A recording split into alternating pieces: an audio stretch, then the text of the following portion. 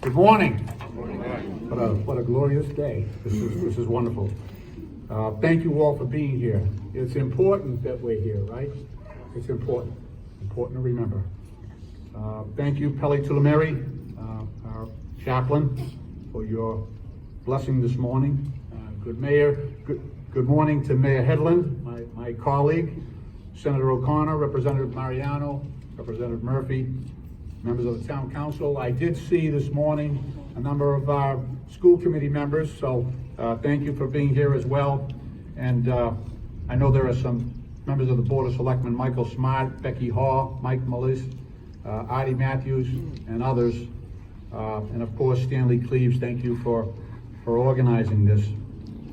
Members of the Weymouth Veterans Council, the Ralph Talbot Chapter 65, Disabled Americans, the American Legion Post 79, VFW Post 1399, AMVETS Post, as well as our Ladies Auxiliaries, also Chief Stark and Chief Grimes, and members of the Weymouth Police and Fire.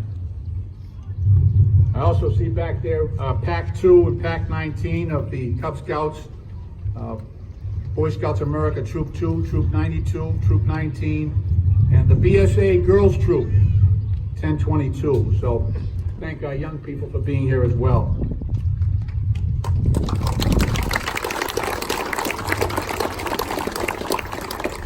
I would be sorely remiss if I did not give thanks to a great friend of veterans here in Braintree, here in Weymouth, George Ponce. George Ponce is our Veteran Service Officer here in Weymouth. As you probably guessed, this is my 7th Memorial Day speech, so forgive me for, Braintree's not a bad town to be mistaken for, but I do appreciate the wonderful history and the long tradition of military service of the families of Weymouth. When you consider the long and strong history of the thousands of sons and daughters of Weymouth who throughout our country's history, as our guest speaker pointed out, have volunteered to set aside their own interests in order to volunteer to respond to our country's calls to action and offer courageous service to our nation. It is entirely appropriate that we gather here to remember them and to give thanks for their service and sacrifice.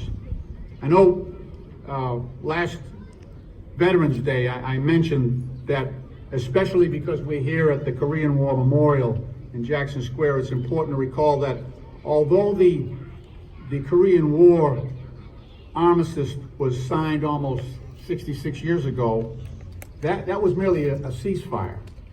And there remains an unfinished obligation on the part of our country that we owe to the men and women from the United States who served and perished in that conflict, 4,400 of whom were hastily buried, many on the east and west ends of the Chosin Reservoir.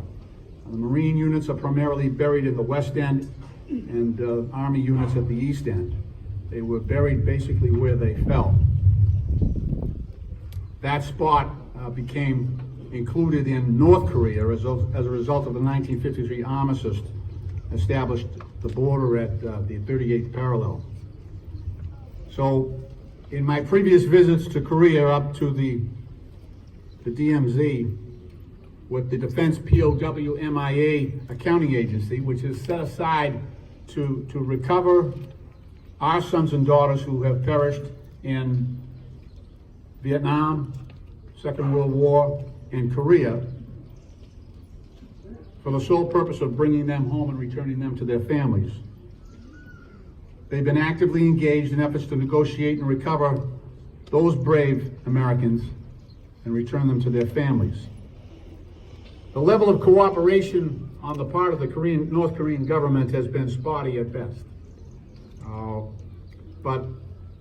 And it depends on our negotiating posture. Right now, North Korea has insisted on firing ballistic missiles off the coast of Japan, which has caused some concern in the South China Sea among some of our allies.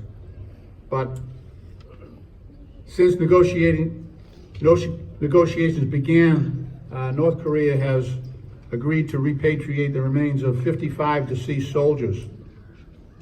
And those are being identified at Hickam Air Force Base at Pearl Harbor. We have a team of about 50 forensic pathologists who actually, through their DNA, can match them with their families and return them to the communities and to the families who still miss them. And while as I say, the political atmosphere changes from day to day with Kim Jong-un, we just have to remember that the important thing is to stay focused, to never forget, like you hear, never forget, to never give up until every son and daughter who served in Korea and in Vietnam and in the Second World War in the Philippines is returned home to their families and their hometowns, like Weymouth, and receives the respectful and prayerful burial that their courageous service has earned. Here at home, I do want to say that I'm very proud, and I give great credit to our state and local delegations for the level of services that our state and the town of Weymouth offer to our veterans and their families. As someone who deals with veterans benefits at a national level, I can tell you that there is great variance, great difference from state to state, what benefits are offered to our veterans. And there's a big difference. And I would say that, and I can say this of Mayor Hedlund when he was in the state legislature, and certainly after he became mayor here, that our delegation, Senator O'Connor, Rep. Mariano, Rep. Murphy, as well as Mayor Hedlund, are second to none in the way they have served our veterans and provided benefits to veterans and their families. On a very positive note, in Congress last week, we passed the Secure Act, which one provision in there is very important, to provide tax relief to Gold Star families. There was a recent change in the tax law, and I think this was inadvertent, I certainly hope so, that due to those recent changes, children's benefits were taxed at a much higher rate among Gold Star families. And for a while there, since this bill passed several months ago, Gold Star families were burdened with paying additional taxes on survivor benefits, which is totally unacceptable given their sacrifice and what they have done for this country. And so when this is eventually, it passed the House, 423 to 3 or something like that. I don't know what was in the minds of the three who voted against it. But this bill will eliminate any additional financial hardship placed on our Gold Star military families. In closing, I'd like to thank all of the veterans who are here today